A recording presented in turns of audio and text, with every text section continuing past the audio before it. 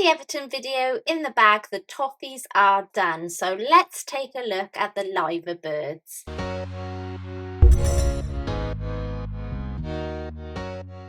Hi guys, I'm Nymfria and welcome back to the home of FPL videos. In this mini-series, I'll take a look at the top 6 teams with the best opening fixtures for the 21-22 season and pick out 3 of the best players from those clubs so that you can consider the best players with form and fixtures for your FPL teams. In today's video, we'll take a look at Liverpool as they are up there for some of the best 6 opening fixtures on the fixture difficulty rating list. Before we get stuck in, I'm hoping to reach 5,000 subs before the start of the season, so if you could, please smash the sub button, Lynn fam. Okay, let's get into this. Liverpool finished 3rd in the league last season on 69 points. The Merseyside club had an impressive season, not losing any of their matches in their last 9 games, completing 7 wins and 2 1-all draws against Leeds and Newcastle. In total, Liverpool netted the ball 68 times, that's an average of 1.79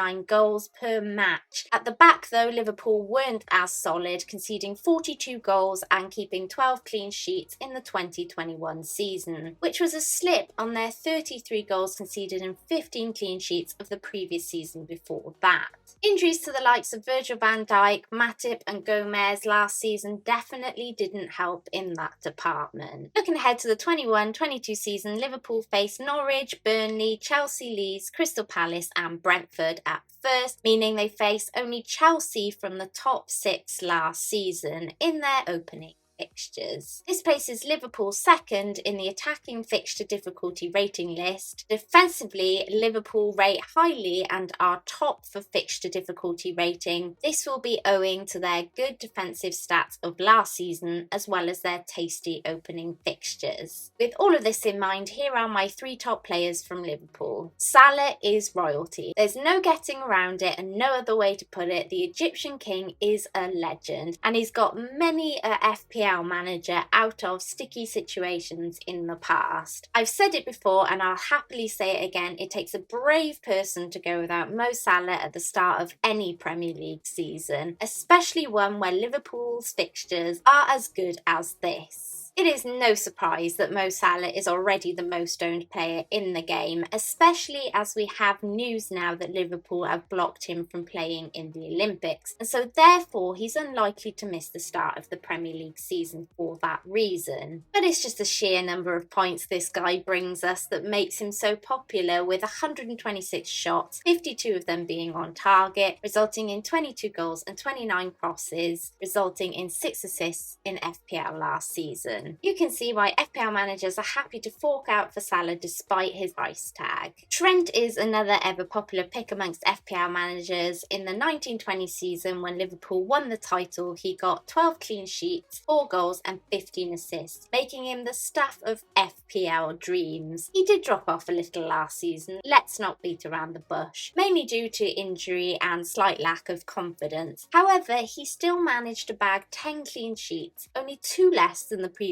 season, which is what we want and need foremost from our FPL defenders. But he also had 55 shots, 13 of them inside the box, resulting in 2 goals and made 37 successful crosses, resulting in 8 assists last season. Many consider Trent as an extra midfielder in their FPL teams because of his attacking threat and midfielder price tag of 7.5 million. But if you consider that you get many more points for your defender getting a clean sheet than what a midfielder does, you can see why he's highly selected already, especially as Liverpool's opening fixtures offer good potential for both defensive and attacking threat. Okay, if I was going by form and by points, my 3rd and final spot would be given to Mane.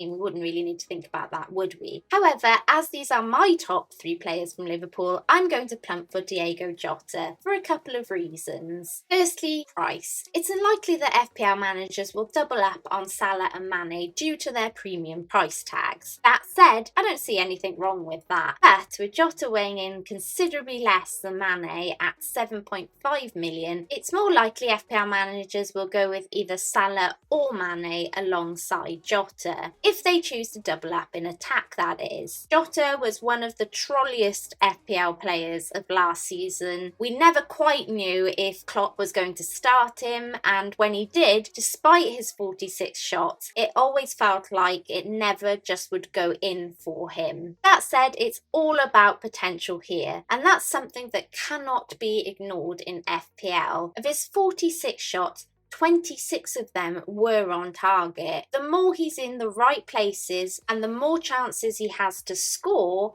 the better it is for us. He got 9 goals in 1,106 minutes, which is not bad, 0.47 goals per match. I have tipped Jota to be one of the highest scoring players in FPL next season. Of course, that comes with a massive caveat of him getting to start regularly in a firing on all cylinders Liverpool team. He did well at the Euros, so I'm excited to see what this season brings for him. So they were my top 3 players from Liverpool, but there's a few more players of note at this club. So let's take a look at the best of the rest. I mentioned Mane earlier, as Jota only just pipped him for price and to offer something slightly different in my top 3 players from Liverpool. Sadio Mane is a class player. In Pool's winning season, he tucked away 18 goals and 10 FPL assists. And last season, despite what felt like a somewhat quiet season for him, he still managed to have 94 shots with 36 on target for 11 goals scored and 60 crosses for 11 FPL assists. At 12 million, he'll set you back a few bob, but with Liverpool's fixtures looking ripe, I'd be lying if I hadn't considered a premium mid of Salah and Mane. It's just Jota at that slightly more appealing price that makes me think otherwise. We can't mention Trent without mentioning his Scottish teammate on the opposite wing, Andy Robertson. The season before last, we had a right headache on whether to go with Robertson or Trent. In some cases, FPL managers decided to scrimp in other places to go with both, just to cover all bases. In the 1920 season, Robbo got 2 goals and 12 assists. This season, he dropped down to 1 goal and 8 assists. Still great for an attacking defender, mind you. But at almost $1 million to $2 million more than other defenders in some cases, FPL managers didn't seem keen on the double up, despite getting only 1 clean sheet fewer than their title winning season. However, with some of Liverpool's defensive injuries last season, Klopp called on Robertson and his experience to focus more defensively. Should Virgil van Dijk be back, or the new signing of Konaté help, both players there we should be considering for our watch list, especially their new signing at just 5.5 million, then I can see Robertson being freed up once again in all his attacking beauty. But as always with Trent and Robertson, we'll have to take the season as it comes as to which to plump for. Robertson is 0.5 million cheaper, should you be worried about price. Alisson is of course an option, but at 6 million he's a premium price for a goalkeeper, but a regular starter that will get save points for you. I'd rather wait to see who the central defensive partnership turns out to be and hopefully pay a little less for one of those for potential clean sheets rather than investing in the goalkeeper at 6 million. I can't mention Liverpool without touching upon Firmino, Liverpool's central attacker. Though let's be honest, this is a fairly fluid position on a regular basis. FPL managers don't tend to gravitate towards Roberto, mainly because he's a tad expensive for the returns that he gets. With 9 goals and 8 assists last season, Firmino came in as the 6th highest forward in the game with 141 points. With only 3 spots to spend at Liverpool and other players like the defenders offering similar or better potential for less money, Firmino often gets left to the wayside. One really good season could definitely change that, but I think we need some good evidence on this because it hasn't come yet before we all pile in on him. That's it, you guys. Hope you've enjoyed this video. Let me know what you guys think in the comments below. Will you be tripling up on Liverpool, and if so, which 3 are you getting in? Please check out my video sponsors, fantasyfootballfix.com. You can get a 65% discount on Fix Premium plus a free strategy guide at the moment with my link in the description below. And please, if you've enjoyed this content, don't forget to like and subscribe, hit that notification bell. Let's try and reach 5k before August. Until next time, Nymfria out.